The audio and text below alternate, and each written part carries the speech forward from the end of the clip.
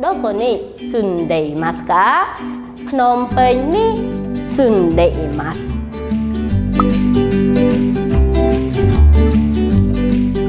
ចាសួស្តីទាំងអស់គ្នាខ្ញុំឈ្មោះសុជាតាខ្ញុំមករៀនភាសាជប៉ុននៅ CJCC ចាថ្ងៃនេះយើងនឹងរៀនឃ្លាមួយនៅក្នុងភាសាជប៉ុនទាំងអស់គ្នាចាឃ្លាដែលយើងនឹងរៀននៅក្នុងថ្ងៃនេះគឺយើងនេះហើយឃ្លានេះចាអញ្ចឹងគឺឃ្លានេះគឺយើងប្រើដើម្បីសួរទៅនេះហើយមិត្តភក្តិរបស់យើងតើគាត់រស់នៅឯណាអញ្ចឹងនៅក្នុងភាសាជប៉ុនតើអ្នកទាំងអស់គ្នាដឹងទេតើគេនិយាយរបៀបម៉េចចា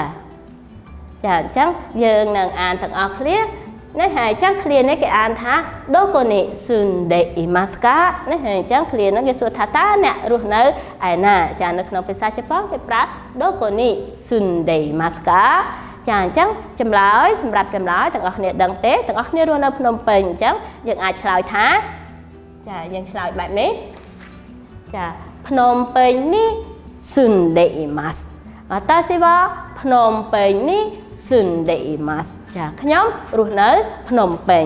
ចាបើសិនជាក្នុងករណីយើងរស់នៅប្រទេសជប៉ុនចាអញ្ចឹងគឺយើងអាចឆ្លើយមកជាលក្ខណៈបែបនេះនេះហើយនៅតំបន់អូសាកានេះ住んでいますខ្ញុំរស់នៅអូសាកា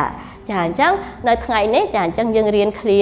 សួរហើយនឹងឆ្លើយយើងសួរថាមិត្តភក្តិរបស់យើងតើរស់នៅឯណាយើងសួរបែបម៉េចចាគឺបែបនេះどこに住んでいますかចាបន្តមកចម្លើយគឺយើងឆ្លើយបែបនេះចាភ្នំពេញនេះ住んでいますឬក៏នេះហើយរស់នៅអូសាកានេះ住んでいます